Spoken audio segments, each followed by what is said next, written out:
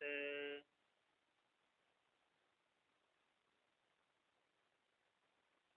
ता अब्रुवन् सुकृतं बतेति।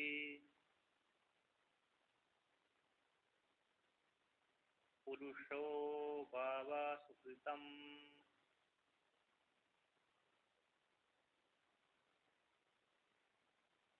ता अब्रवीद यथा आयतनं प्रविशतेति।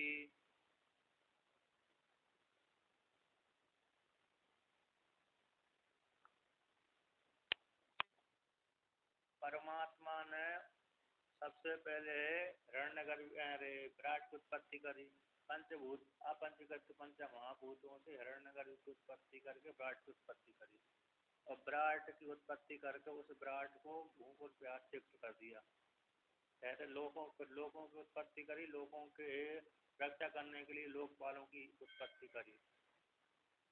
तो लोक की उत्पत्ति करके लोकपालों की उत्पत्ति करके फिर उसको भूख प्यास से युक्त कर दिया, और भूख प्यास से युक्त होने के पश्चात फिर अन्य कार्य करते हैं। तो कहते हैं सबसे पहले उन लोगों की उत्पत्ति करने के पश्चात, लोकपालों की उत्पत्ति करने के पश्चात कहते हैं कि हमारे लिए कोई आधार दीजिए। लोकपाल कहते हैं कि हम किस पे बैठ कर के सभी को शासन कर सकते हैं, भोग भोग सकते हैं। जब आधार मिलेगा, पद मिलेगा, तभी हम शासन कर सकते हैं। बिना आधार के बिना पद के कोई शासन नहीं कर सकता। यद्यपि बहुत बलवान है व्यक्ति, तो बलवान होने के पश्चात भी यदि पद नहीं है तो पद के न होने के कारण वो किसी के ऊपर शासन नहीं कर सकता, आदर सामान नहीं रहता है। और जब वही व्यक्ति पद से युक्त हो जाता है तो पद से युक्त हो जाने के बाद सभी को शासन करने लगता है। तो पद की महिमा होती है, इसलिए इंद्रियों ने कहा कि हमारे लिए कोई स्थान बताइए जिसमें बैठ करके हम विषय को उपभोग कर सकते हैं और शासन कर सकते हैं, करें। तो कहते हैं उन इस प्रकार से देवताओं के लिए देवताओं ने प्रार्थना करी ईश्वर से। ईश्वर ने उनके लिए सबसे पहले गाय ला के दिया, गाय रूप आधार दिया, आयतन दिया, इसमें प्रवेश कर जाओ। तो गाय को निषेध कर दिया कि हमारे उपभोग करने के योग्य नहीं है। कहते हैं तो उसने अश्व को लाया, तो अश्व को देख करके भी उन्होंने निषेध कर दिया कि इसके दोनों दांत ऊपर नीचे के दांत नहीं होते। यद्यपि खाने वाले दांत रहते हैं, डाढ़ तो अश्व की रहती हैं, किंतु बाहर के जो आगे के दांत होते हैं वो नहीं रहते, और गाय के ऊपर वाले दांत नहीं रहते, नीचे वाले रहते हैं। तो इस प्रकार से गाय और अश्व को उपलक्षण मान करके सारे जीव जंतुओं को निषेध कर दिया देवताओं ने।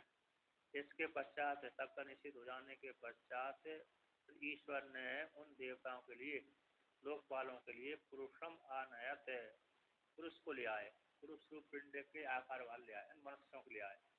तो कहते हैं देवी देवता अब्रुवन कहने लगे सुकृतम बतेती, सुंदर है, ये हमारे उपभोग का साधन अच्छा है, सुंदर है।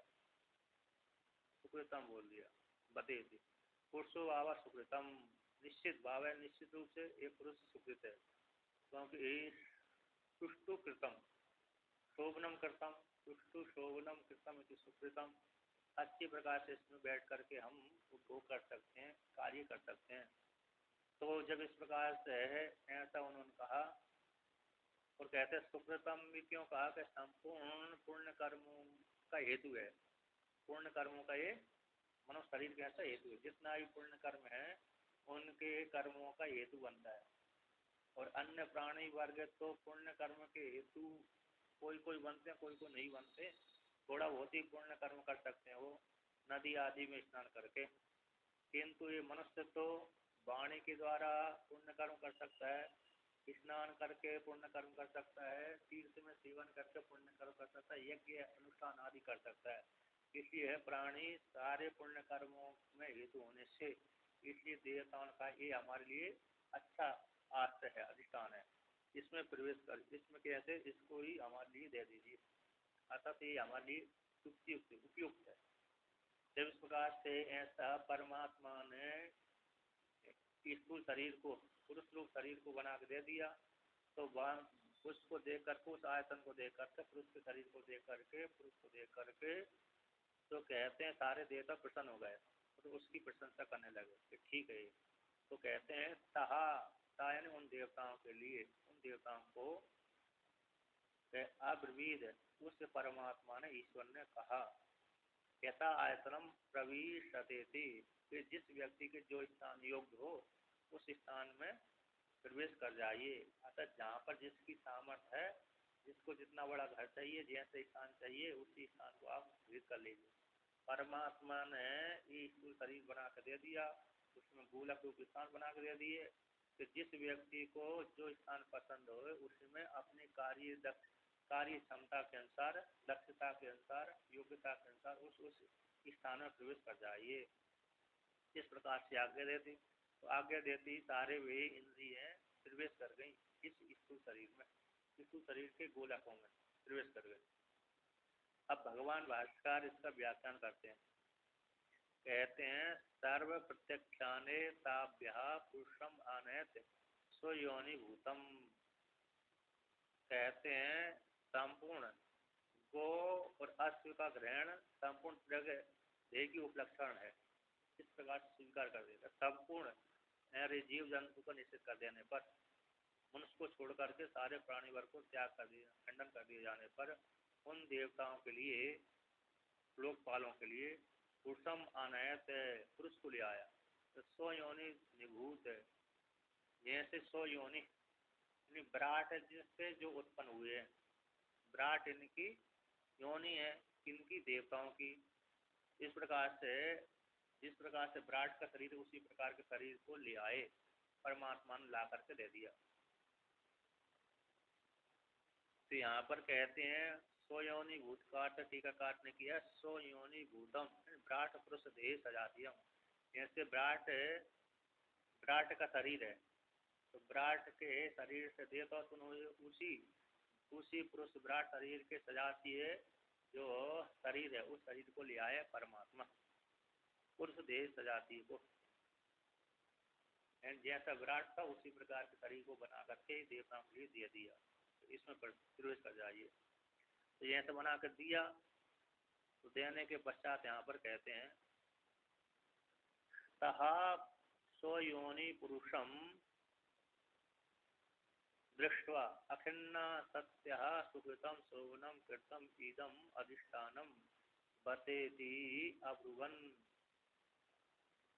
तो कहते हैं वो सारे देवता स्वयोनि पुरुषम, जैसे हमारी जो योनि है, आतत देवताओं की योनि विराट था, तो विराट का जैसे शरीर था, उस विराट के शरीर को देख करके, विराट के शरीर के समान शरीर को देख करके कि अखिन्ना सत्य, वो सारे देवता अखिन्न वाले हो गए, अर्थात खिन्न नहीं हुए। जैसे गाय को देख करके, अश्व को देख करके खिन्न हो गए थे, इस प्रकार से मनुष्य के शरीर को देख करके खिन्न नहीं हुए। और कहने प्रशंसा करने लगे, सुकृतम यानी शोभनम, कैसे शोभन है, अच्छा है, शोभनम कृतम, ये इदम अधिष्ठान है, जो अधिष्ठान है, स्थान है, घर है, शरीर है, ये कैसे बताई थी, अच्छा बनाया, अच्छा है, इति अब्रुवन, ऐसा उन्होंने देवताओं ने ईश्वर से कहा कि स्थान हमारे लिए बहुत उपयुक्त है।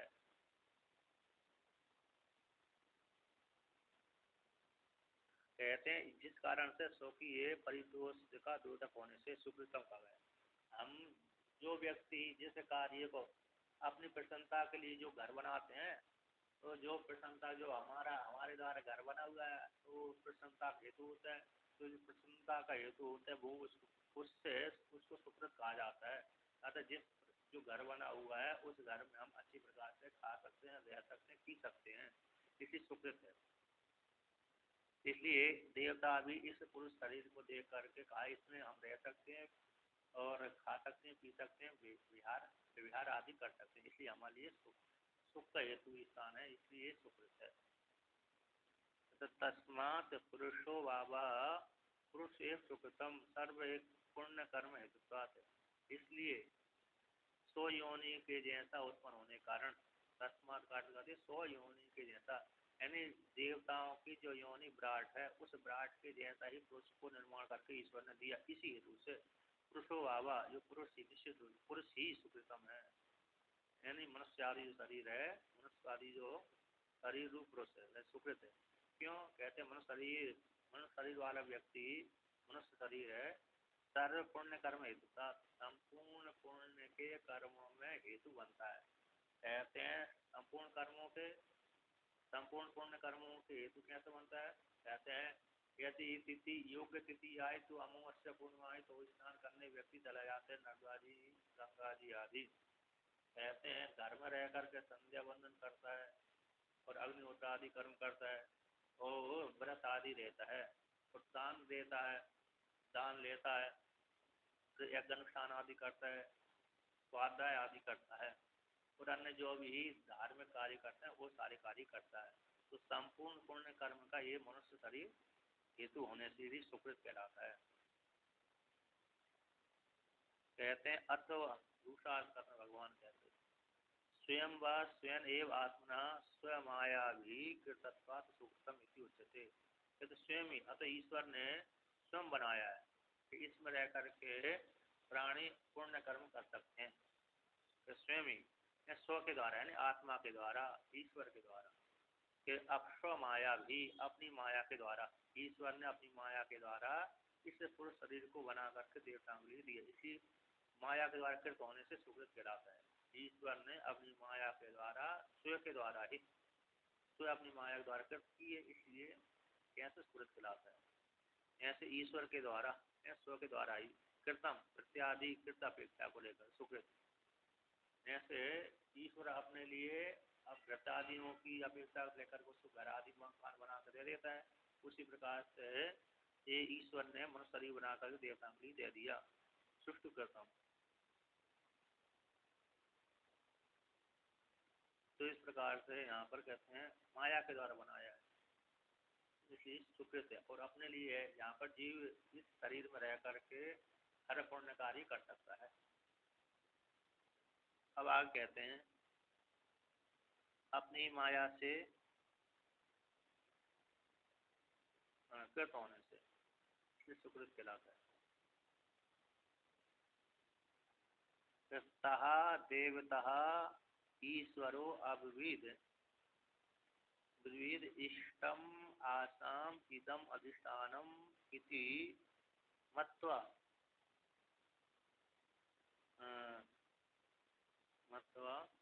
सर्वे ही स्वयोनिषु रमन्ते।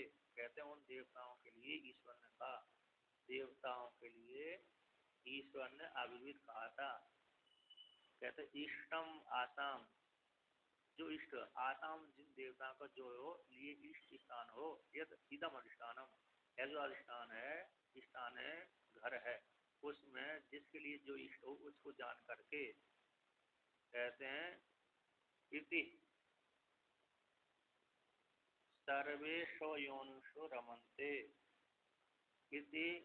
तो कहते हैं इष्टम यानी अपने लिए अविष्ट है, आसाम जिसका जो है, इदम यानी है अधिष्ठान है, जिसके लिए जो अधिष्ठान है, इष्ट अधिष्ठान है, वह उस इष्ट अधिष्ठान को मत्व जान करके समझ करके सर्वे ही स्वयोनिषु रमन्ते, सारे प्राणी अपने कारण में स्वयोनि में रमण करते हैं, है कि नहीं। अपने लिए जो स्थान होता है, इष्ट स्थान होता है, उसी में व्यक्ति रमण करता है। जैसे मनुष्य के साथ रमण करता है तो आनंदित होता है, जानवर के साथ रमण करता है तो वहाँ पर आनंदित होता है, अन्य पक्षी के साथ रमण करते हैं तो वहाँ पर आनंदित होते हैं। उसी प्रकार से जिसके लिए जो अधिष्ठान आज से अभिष्ट होता है वहाँ पर व्यक्ति रमण करता है, विहार करता है तो आनंदित होता है। उसी प्रकार से तो सारे प्राणी अपनी अपनी योनियों में ही क्या करते हैं, रमण करते हैं, उससे आनंदित होते हैं। उसी प्रकार से देवता भी उसी प्रकार के हैं, मनुष्य जैसे ही है, इसलिए वो अपनी योनि में रमण करने का आनंदित होते हैं। अतो यथा स्थानम, अतो यथा स्थानम यद बदनादि क्रिया योग्यम आयतनम तद प्रविष्टा इति। अतः इसलिए हर व्यक्ति अपनी अपनी योनि में रमण करता है, कारण में रमण करता है, इसी हेतु से यथा स्थान जिस हेतु से, जिस कारण से यथा स्थान जिसका जो स्थान है आश्रय, यथा आयतनम जो स्थान है, आयतन स्थान, शरीर यश जिसका जो है, जिसमें जो सामर्थ्य, जिस इंद्रियों में, इंद्रियों के युवान देवताओं में जो सामर्थ्य है बोलने की, देखने की, सुनने शक्ति, वह इंद्रियों के माध्यम से उस गोलक में स्थान में प्रवेश कर जाओ। कहते यदि जो बदन आदि क्रिया की योग्य आयतन है, उस आयतन में गोलकों में तत्प्रविशा, तत्प्रविष्टि क्या करिए, प्रवेश कर जाइए। कहते गोलक रूप यहाँ पर स्थान है। गोलक रूप किसको बोलते हैं? आयतनम शब्द का अर्थ गोलक रूप स्थानम। तो जिन देवताओं का इंद्रियों के माध्यम से जो स्थान है, उस स्थान में क्या करिए, आप प्रवेश कर जाइए। चक्षु, चक्षु इंद्रिय का अभिमान देवता अग्नि, चक्षु इंद्रिय का अभिमान देवता सूर्य आंखों में प्रवेश कर गया, और वाक का अभिमान देवता मुख में प्रवेश कर गया। इस प्रकार से जिन इंद्रियों का जो स्थान है, उस प्रदेश में वे प्रवेश कर जाए, ऐसा ईश्वर ने आज्ञा दे दी।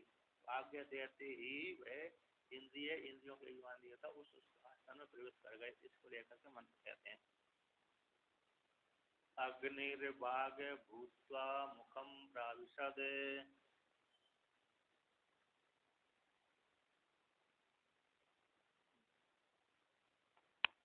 तो देखिए, तो यहाँ पर कहते हैं वायु, वायु प्राणो भूत्वा नासिके प्राविशद।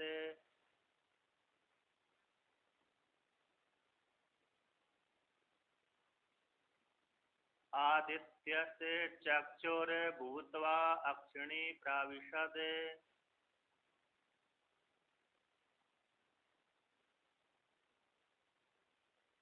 दिशः श्रोत्रं भूत्वा कर्णौ प्राविशन्।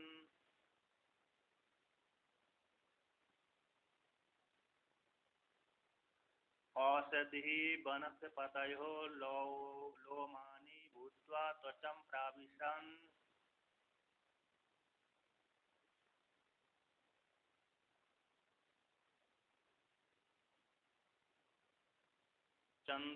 चंद्रमा मनो भूत्वा हृदयं प्राविशन्।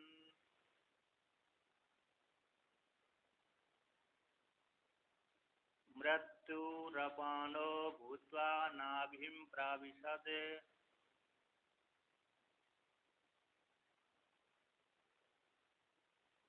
आपो रेतो भूत्वा कृष्णं प्राविशन्।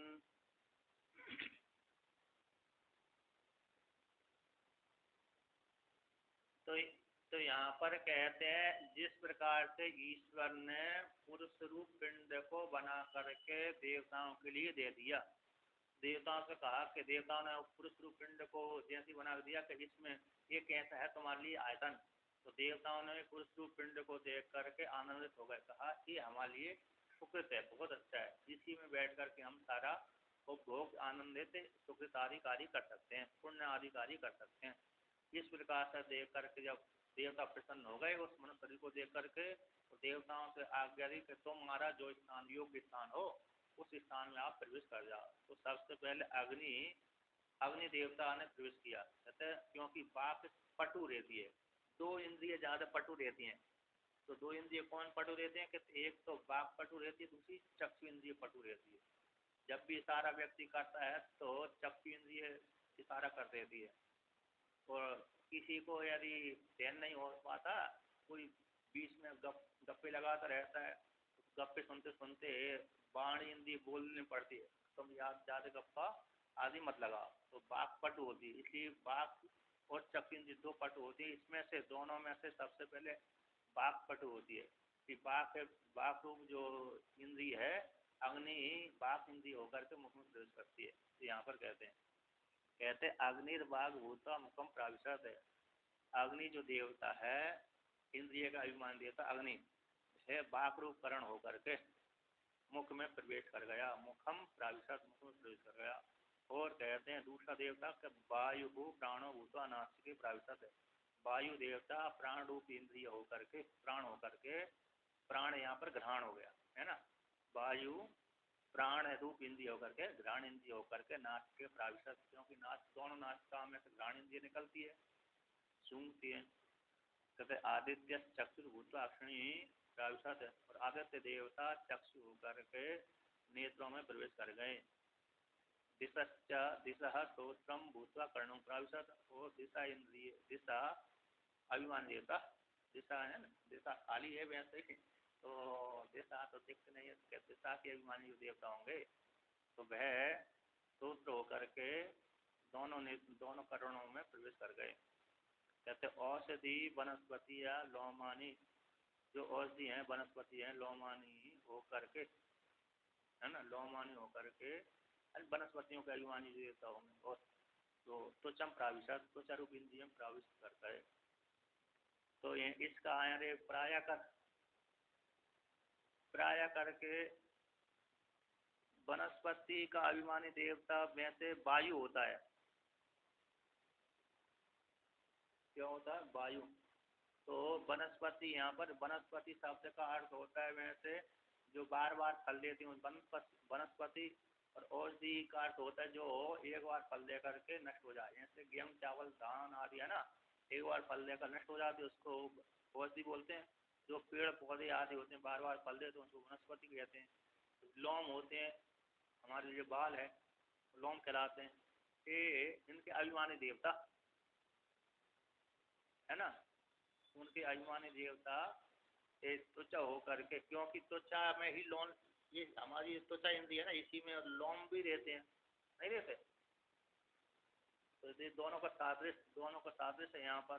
तो त्वचा होकर के प्रवेश कर गए, इसके अभिमानी देवता है जो वनस्पति का अभिमान देवता और औषधि का अभिमान देवता, लोम के अभिमान देवता है ना, लोमानी भूत, मतलब वनस्पति आदि देवता लोमानी भूत, लोम होकर के त्वचा में प्रवेश कर गए। यहाँ पर वनस्पति औषधि वनस्पति और बहुवचन है, लोमानी द्वितीय आपका है, बहुवचन है, तो एक प्रथमा का बहुवचन है, एक द्वितीय का। वनस्पति या लोम होकर के त्वचा में प्रवेश कर गए। तो चंद्रमा मनो भूतवा, चंद्रमा मन होकर के, है ना, हृदय में प्राविशत, हृदय में प्रवेश कर गए, अधिष्ठान में आसन प्रवेश कर गए। मृत्युर अपान होता नाभि प्राविशत, कहते हैं मृत्यु देवता अपान होकर के नाभि में प्रवेश कर गए। यानी बुधा का मूल स्थान, जो बुधा इंद्रिय है वायु इंद्रिय है, उसका मूल स्थान कहाँ पर है? नाभि है। इसलिए बुध मूलम आया, टीका में आया था बुध मूलम। आपने यदि बुध निकाली होगी तो कौन सी? कैलाश आश्रम की पुस्तक, कैलाश आश्रम की पुस्तक, हाँ, तो उसमें तो 39 नंबर पृष्ठ पे अरे उसमें अर्थ किया था बुध मूलम। तो कहते हैं नाभि, हाँ 39 पर कहते हैं बुध मूलम है, नाभि में प्रवेश कर गए। अपान, मृत्यु देवता अपान होकर के नाभि में प्रवेश कर गया। कहता आपो एन जल रेत होकर के शिष्णम प्राविश, जनन इंद्रिय में प्रवेश कर गया, शिष्ण में प्रवेश कर गया। तो इस प्रकार से ये तत्त इंद्रियों का तत्त जो स्थान था, तत्त अपने अपने योग्य स्थान में प्रवेश कर गए। अब आगे कहते हैं भगवान भास्कर इसका व्याख्यान करते हैं। कहते ततः अस्तु, तो जैसे ईश्वर ने आज्ञा दी कि तुम लोग अपने अपने स्थान के अनुसार, योग्यता के अनुसार अपने अपने स्थानों में प्रवेश कर जाओ। दूसरे में अतिक्रमण नहीं करना, एक नहीं, दूसरे की थाली दूसरे नहीं खींचना। ऐसे सर पे है ना, सर पे के नेत्र में दो एक साथ दो इंद्रिय रहती है नेत्र में। यद्यपि हमारे साथ भी बहुत सी इंद्रिय रहती हैं, जैसे नेत्र है हमारा, तो इस नेत्र में चक्षु इंद्रिय भी है, त्वचा इंद्रिय भी है, दो के है नहीं है। जैसे अरे इसमें मुख में बाक इंद्रिय तो है, साथ साथ त्वचा भी है, त्वचा इंद्रिय, तो त्वचा सर्वत्र ही रहती है। फिर भी हाँ, इसलिए त्वचा इंद्रिय सर्वत्र रहती है, इसलिए वहां पर। और मुख में तो 3 इंद्रिय एक साथ है। मुख में कौन सी है? कहते मुख में बाक इंद्रिय भी है, त्वचा इंद्रिय भी है और रत्न इंद्रिय भी है, 3 इंद्रिय हो जाते। किंतु 3 है, किंतु वहां पर सर्प के विषय में आता है कि चक्षु इंद्रिय के गोलक में ही 2 इंद्रिय रहती है, इनका तो त्वचा है सर्वत्र, अरे श्रोत्र इंद्रिय और चक्षु इंद्रिय, क्योंकि उसके सर्प के कान नहीं होते, वो नेत्रों से सुनता है, इसलिए उसके स्वतंत्र कान नहीं होते सर्प के, इसलिए वो नेत्रों से सुनता है। तो वहां पर भी इंद्रिय, नेत्र में ही वो इंद्रिय रहती है, एक ही गोलक में दो इंद्रिय रहती हैं। हाँ चक्षु सर्व, हाँ इसीलिए क्योंकि चक्षु में ही उसकी श्रोत्र इंद्रिय रहती है। हाँ हाँ सर्प का नाम। तो, तो यहाँ पर कहते हैं, तो जिस उन्होंने आज्ञा दी थी, ईश्वर ने आज्ञा दी थी, ईश्वर की आज्ञा को लेकर के वो प्रवेश कर गए। तो यहाँ पर कहते हैं तथा अस्तु इति अनुज्ञाम प्रतिलभ्य ईश्वरस्य नगरयाम इव बलाधिकृताद कृतादयो अग्निर्भाग अभिमानी भागे भूत्वा स्वाम योनि मुखम प्राविशत ततः उक्तार्थम अन्यत। जैसे तथा अस्तु, ठीक है, अनुज्ञाम, तो टीका में लिखा है राजा की आज्ञा को लेकर के, राज्यो अनुज्ञा, अनुज्ञा राजा की आज्ञा को लेकर के प्रतिलभ्य प्राप्त करके, बलाधिकृत, बलाधिकृत होते हैं सेना, सेना आदि, सेना पतय आदि। तो बल का अधिष्ठात्री जो देवता, बल का स्वामी है ना, सेना का बल सेना बोलती है, सेना का जो स्वामी सेनापति आदि, अन्य मंत्री आदि है, सेना आदि है, ऐसे सेना आदि राजा की आज्ञा को लेकर के नगर में प्रवेश कर जाते हैं। ये दृष्टांत हो गया। तो प्रतिलभ्य यानी आज्ञा को लेकर के, ईश्वर की आज्ञा को लेकर, राजा की आज्ञा को लेकर के, नगरयाम इन नगरी में, पुरी में, बलाधिकृतयो, बलाधिकृतादयो यानी सेनापति आदि, जैसे राजा की आज्ञा को लेकर नगर में प्रवेश कर जाते हैं। एक दृष्टांत हो गया। अब दृष्टांत कहते उसी प्रकार से अग्नि देवता भी वाक के इंद्रिय बन करके, वाक के अभिमान देवता जो अग्नि देवता है, वाणी का अभिमान देवता अग्नि देवता है, ऐसे वह बाघ होकर के, बाघे बाघ होकर के स्वाम योनि, हाँ हाँ, क्योंकि वो बाघ इंद्रिय अग्नि, बाघ इंद्रिय है ना, उसका स्वामी अग्नि है, अधिष्ठात्री देवता। तो कहते हैं स्वाम, स्वामुल अपनी, योनिम के, अरे बाघ इंद्रिय तो अग्नि देवता की योनि नहीं है, तो योनि कैसे बोल दिया? कहते यहाँ से बाक इंद्रिय के माध्यम से ही अग्नि का ज्ञान होता है, इसलिए अभिव्यक्ति का साधन है ना। इसलिए वहाँ पर ये कि अभिव्यक्ति, इंद्रिय की अभिव्यक्ति मुख से ही होती है, और उसका अभिमान देवता इंद्रिय के द्वारा उसका अभिमान देवता ज्ञान होता है, इसलिए स्वयोनि को मुख में अग्नि मुख्य रूप है, अधिष्ठान से ही अग्नि का ज्ञान होता है, मुख्य रूप अधिष्ठान से ही इंद्रिय का ज्ञान होता है। तो स्वयोनि जो मुख है, उस मुख में प्राविशद प्रवेश कर गए, यानी अभिव्यक्ति का स्थान, तत्त इंद्रियों के वह बोलक कैसे अभिव्यक्ति के स्थान है।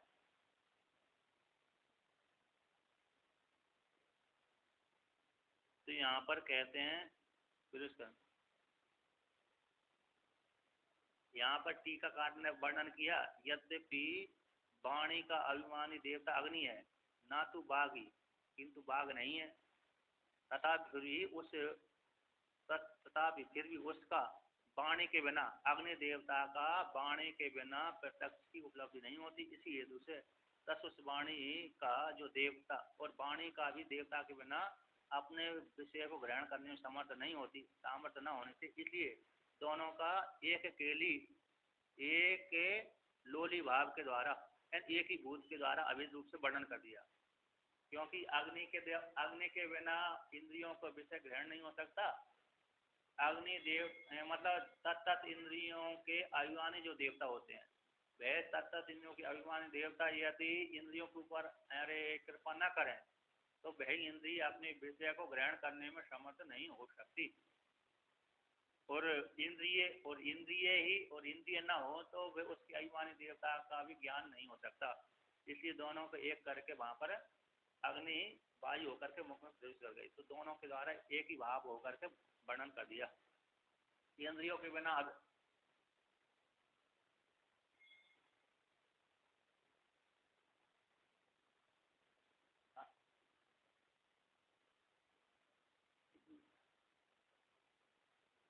देवता तो मतलब उन इंद्रियों के अभिमानी देवता हैं, उनके लोग विशेष तो हैं, और साथ साथ यहाँ पर अभिव्यक्ति उनकी होती है। ऐसे सूर्य भगवान, सूर्य भग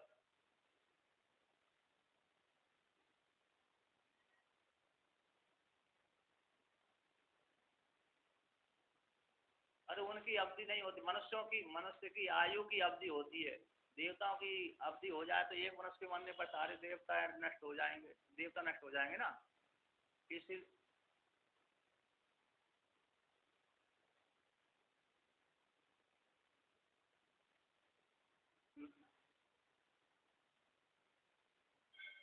नहीं, जो जो अ,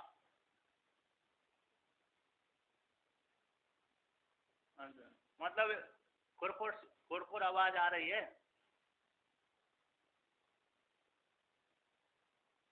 नहीं, क्या आप दोबारा बोलो, अभी आवाज नहीं आ रही थी, खुरखुर की आवाज आ रही थी।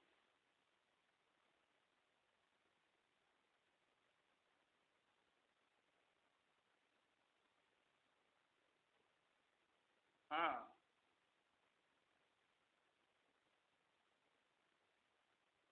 हाँ।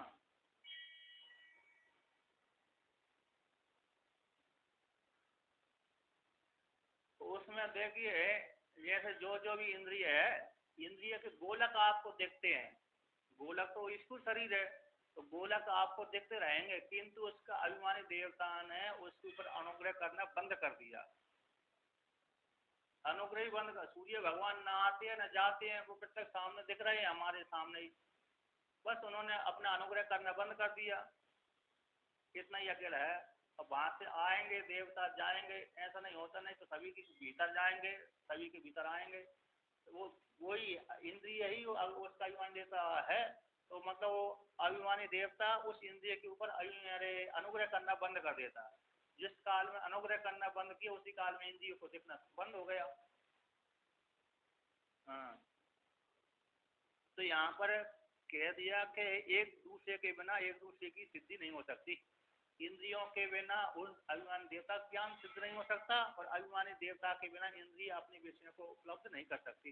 इसलिए दोनों को अभेद अभेद के द्वारा वर्णन कर दिया कि वायु अग्नि देवता बाघ बन करके मुख में प्रवेश कर गई, तो दोनों की अभिव्यक्ति का स्थान है। अब यहाँ पर कहते हैं,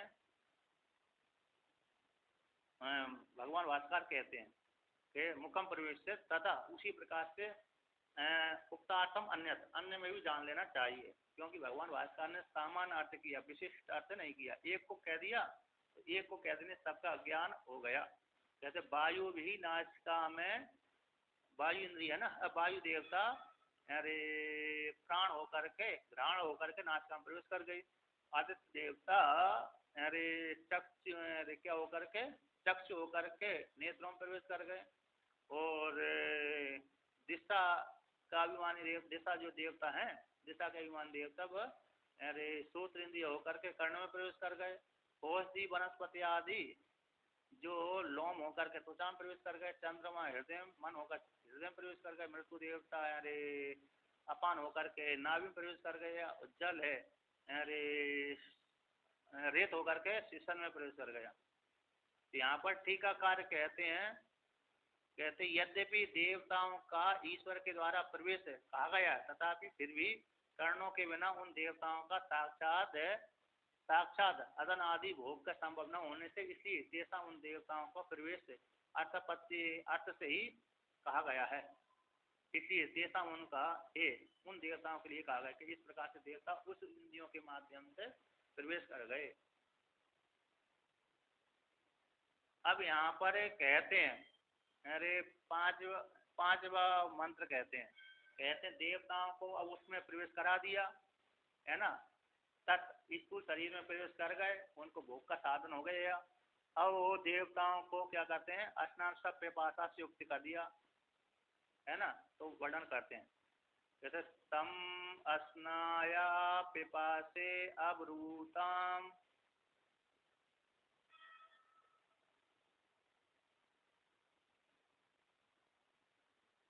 आवाभ्याम अभी प्रजानेति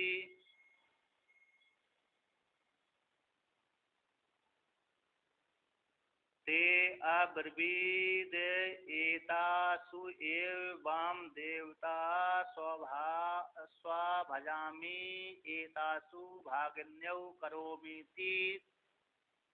करोमीति।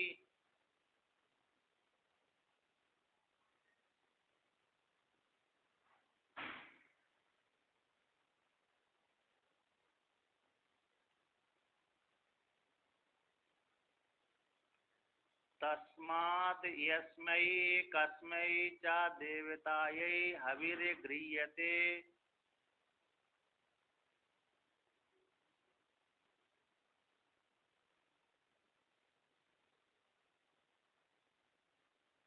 भागिन्यौ एव अस्याम् अस्नाया पिपासे भवतः।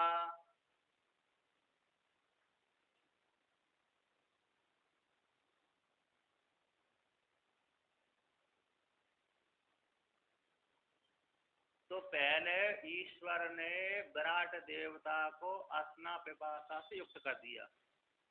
अस्ना पिपासा से युक्त होने के पश्चात फिर अस्ना पिपासा को उत्पन्न कर दिया। तो अस्ना पिपासा ने उस ईश्वर को कहा कि जिस प्रकार से देवताओं को तत्त स्थान दिया है, भोजन दिया है, अन्न पानी दिया है, उसी प्रकार से हमारे लिए भी रहने के स्थान, खाने पीने का स्थान वर्णन कर दी। ऐसा अस्ना पिपासा ने तम उस ईश्वर को अस्ना पिपासा, अस्नाया पिपासा, अस्ना और पिपासा ने, भूख और प्यास ने अब्रुताम कहा था। कहते हैं जब इस प्रकार से कहा, उस ईश्वर को कहा कि अस्ना पिपासा ने कहा था, तो उस ईश्वर ने उन दोनों के लिए कहा आवाभ्याम, तुम दोनों के लिए अभी प्रजाने ही। कहते हैं स्थान, तो मैं तुम दोनों के लिए स्थान की व्यवस्था करता हूँ, है ना, चिंत्य है। अतः उन दोनों के द्वारा कहा गया कि अरे हमारे लिए कोई स्थान की व्यवस्था करिए। अभी प्रजाने ही, अभी प्रजाने का अर्थ कर दिया, अरे हमारे लिए कोई स्थान का विधान चिंतन करिए। ईश्वर से उन अस्ना पिपासा ने कहा कि हमारे लिए, अब हम दोनों के लिए प्रजा, अभी प्रजाने ही, अभी प्रजाने का अर्थ किया यहाँ पर कोई ऐसा स्थान बताइए जहाँ पर हम रह सकें। तो आवाभ्याम, आवाभ्याम का हम दोनों के लिए, है ना, हम दोनों के लिए उन दोनों अस्ना पिपासा ने ईश्वर से कहा कि हम दोनों के लिए कोई एक स्थान बताइए जहाँ पर बैठ करके हम बढ़िया खा सकते हैं, पी सकते हैं, रह सकते हैं। इस प्रकार से अभी प्रजाने ही इन स्थान को बतलाइए। तो जब इस प्रकार से अस्ना पिपासा ने ईश्वर को कहा, ईश्वर ने भी कहा उन दोनों के लिए, अब्रवीद, उन दोनों के लिए कहा था कि एतासु एव वाम देवतासु अभजामि।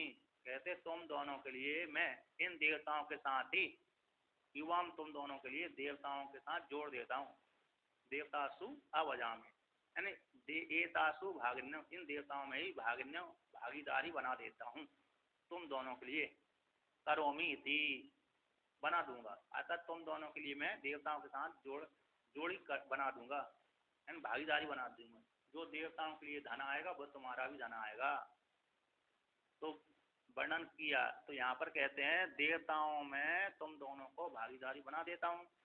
कहता तस्मात, इसी हेतु से, जब ईश्वर ने ऐसा कहा, इसी हेतु से यस्मई कस्मई, यस्सै कस्सै, जिस किसी, यस्सै कस्सै च देवता है, जिस किसी देवता के लिए हविर् गृह्यते, हवि का दान ग्रहण किया जाता, तो दान दिया जाता है कि भागिन्यौ एव, जब भागी होती हैं कौन, दोनों, अस्याम देवतायाम, इस देवता में अस्नाया पिपासे भवता, इस देवता में ये अस्ना पिपासा कैसे भागीदारी होते हैं। क्योंकि देवताओं को भी भूख प्यास आदि लगती है, जो कोई भी देवताओं के लिए भूख प्यास आदि भोजन कराते हैं उसके साथ अस्ना पिपासा भी जुड़ जाते हैं। तो यहाँ पर कहते हैं एवं लब्ध अधिष्ठानासु देवतासु निरधिष्ठाने सति सत्यौ अस्नाया पिपासे तम ईश्वरम अब्रूताम उक्तवत्यौ आवाभ्याम अधिष्ठानम अभिप्रजानाहि प्रजानीहि चिंतया विदस्वेति इत्यर्थ। एवं एवं प्रकार से लब्ध अधिष्ठानासु देवतासु देवताओं के लिए अधिष्ठान की प्राप्ति हो जाने पर कहते निरधिष्ठाने सत्यु अस्नाया पिपासे, किंतु अस्ना पिपासा को अधिष्ठान की प्राप्ति न होने पर उन अस्ना पिपासा ने तम ईश्वरम उस ईश्वर को अब्रूताम कहा था। उक्त उन्होंने कहा था कि आवाभ्य हम दोनों के लिए अधिष्ठानम प्रजानी ही, हम दोनों के लिए क्या करिए अधिष्ठान दीजिए। चिंतया विदस्वेति, हमारे लिए कोई अधिष्ठान का चिंतन किए विधान करिए कि जहाँ पर रह करके हम खा सकते हैं पी सकते हैं। तो यहाँ पर कहते हैं सा उस ईश्वर ने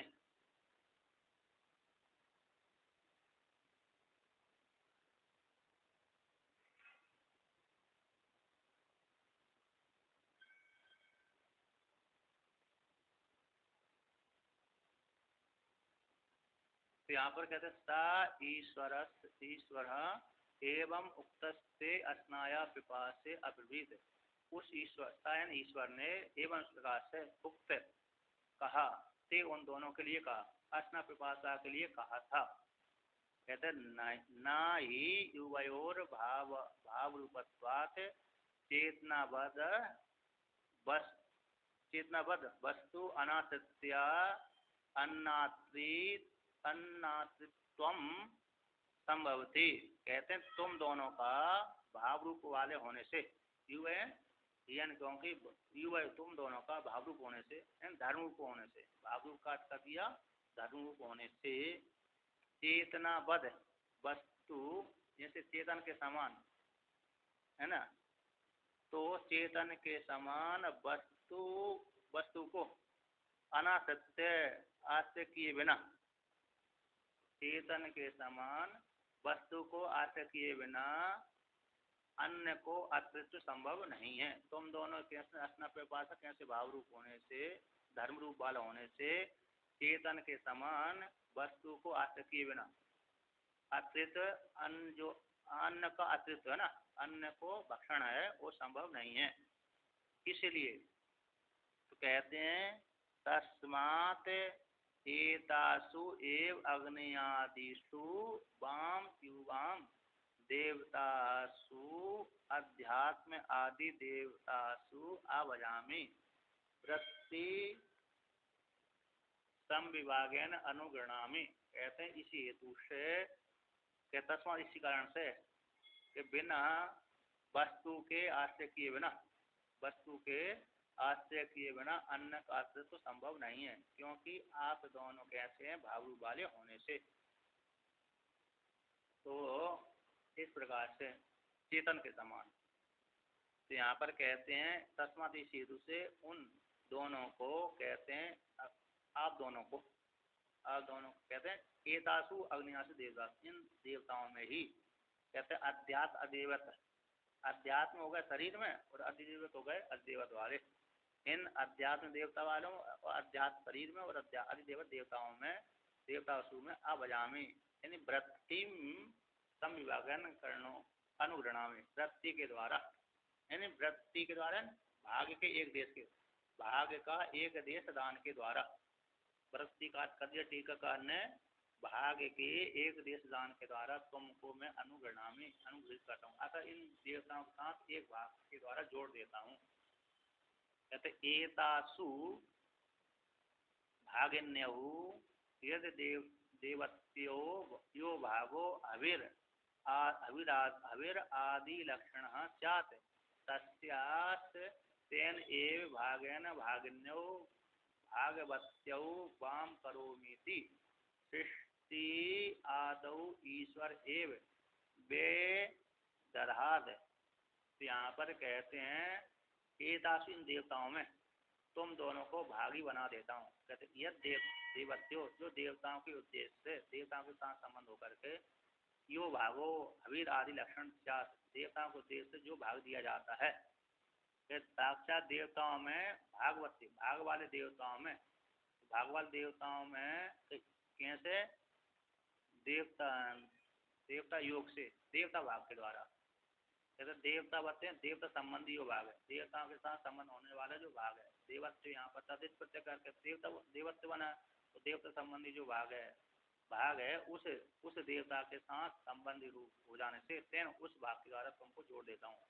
देवताओं के उद्देश्य से जो भाग आया है हवि आदि भाग है, उस देवता के भाग के साथ तेन उसी भाग के साथ तुम दोनों को भागन्यऊ भागवत्यऊ भाग वाली में बना देता हूँ, तुम दोनों उसी देवता के भाग के साथ भागी वाली हो जाओ। वाम तुम दोनों को करोगे, हम करोगे, मैं ईश्वर। इस प्रकार से सृष्टौ आदि ईश्वरम, सृष्टौ आदि ईश्वर एवं वेददात, सृष्टि की आदि में ईश्वर ने इस प्रकार से देवताओं के साथ ही अपना परिभाषा को जोड़ दिया। कहते तस्मा जिस हेतु से परमात्मा ने, कहते अभी अवीर इत्यादि शब्द के द्वारा तत्त इंद्रिय आदि को विषय भी गृहित कर लिया जाता है। जैसे देवताओं के उद्देश्य से जो भी गृहित किया जाता है उसी प्रकार से अभी आदि के शब्द से, आदि शब्द से तत्त इंद्रियों का विषय भी उस प्रकार के देवताओं के साथ भागी हो जाते हैं, भूख और प्यास को लेकर के जोड़ी बन जाते हैं। ईश्वर ने उन अस्ना प्रपाता को सृष्टि के आदि ईश्वर, इस सृष्टि के आदि ईश्वर ने अस्ना प्रपाता को देवता के साथ उनके भागीदारी बना दिया, साथ साथ जोड़ दिया। तो कहते हैं तस्मात, जिस प्रकार से सृष्टि के आदि ईश्वर ने अस्ना प्रपाता को देवताओं के साथ एक ही कर दिया, भागीदार बना दी, इसी तस्मात उसी, यस्मात जिस कारण से, तस्मात उसी कारण से, यस्मात तस्मात इदानी अभी यस्ते कस्ते देवता है, जिस किसी देवता के लिए अर्थ आए विषय के लिए, अर्थ देवता के लिए हविर गृह से हवि का ग्रहित किया जाता है, देवता के लिए हवि दी जाती है। चरु प्रोडास आदि लक्षणम, जो हवि कौन सी है, चरु है, प्रोडास है, आदि आदि है, जो लक्षण वाली हवि है वह भागन्यौ एव, ये दोनों ही भागी हो जाते हैं, भागन्यौ एव भागवत्यौ है। चरु, चरु है ना लपसी, और नहीं बनाते, अरे आटा घोला, चावल पीसा, चावल में दूध डाल दिया और लपसी बना दिया, सत्तू का घोल दिया और खीर बोल दिया, मतलब चावल को पीस का बोल दिया, जिसके द्वारा फिर पुरोडास यानी देवताओं के लिए और पितरों के लिए लड्डू बना करके, लड्डू बना करके वो दिया जाते हैं बलि, मतलब उनको पितरों के लिए दिया जाता है, और देवताओं के लिए भी दे दिया प्राय करके, जो पुरोडास को बना के। हाँ हाँ, पुरोडास मतलब जो गेहूं चावल का, जौ की लपसी। अब चरु किस किस की बनाई उन्होंने, जैसे चरु देते ना भगवान राम जी को, अरे दशरथ जी को तो चरु बना के यज्ञ नहीं दी थी, वहां पे चरु दी थी, तो बनी बनाई हुई लाए थे अग्नि देवता, यज्ञ देवता। तो जैसे अरे जमदग्नि के जो पिता थे ऋषिक मुनि, उन्होंने अपनी पत्नी को, पत्नी की माता के लिए चरु बनाई थी दो, तो कुछ औषधि की भी चरु बना देते हैं। तो चरु शब्द से अरे तरल पदार्थ आता है, तरल पदार्थ में वो किसी उसमें अन्न अन्न चावल आदि उसमें घृत हो जाते हैं। तो चरु प्रोडास मतलब यहाँ पर चरु प्रोडास दिए गई है, तो मतलब ये जौ की लपसी है ना, जिसको सीरा बोलते हैं, तो ये वो प्रोडास यानी चावल का, और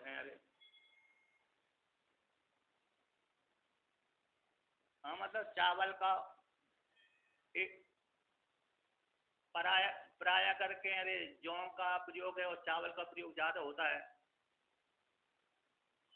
तो प्रोडास मतलब स्थूल पदार्थ है, मोटा पदार्थ है, और चरु यानी पतला पदार्थ है, लपसी आदि। तो चरु प्रोडास आदि, तो कहते हैं चरु चरु प्रोडास आदि जो लक्षण वाली हवि है, क्योंकि हवि तो प्रक्षेप की जाती है देवताओं की, उस किस में दी जाती है, अग्नि में दी जाती है। ऐसी जो हवि है मुख्य रूप अग्नि में भी दिया जाता है, और अग्नि रूप अग्नि में दिया जाता है हवि, है ना। तो जो चरु चरु का भी हवन किया जाता है, पुरोडास का भी हवन किया जाता है, कुछ बचा हुआ शेष भाग प्रसाद हो जाता है। तो चरु पुरोडास आदि लक्षण जो हवि गृहित है, उस लक्षण वाली हवि है, उसके साथ भागिन्यव इन भागवत्यव देव अस्याम देवता, इस देवता वाली हवि में ही ये दोनों भाग वाली हो जाती हैं, असना पिपासा भी युक्त हो जाती हैं, जुड़ जाती हैं, है कि नहीं, भागीदारी हो जाती हैं, चरु पुरोडास इस प्रकार से वर्णन कर दिया।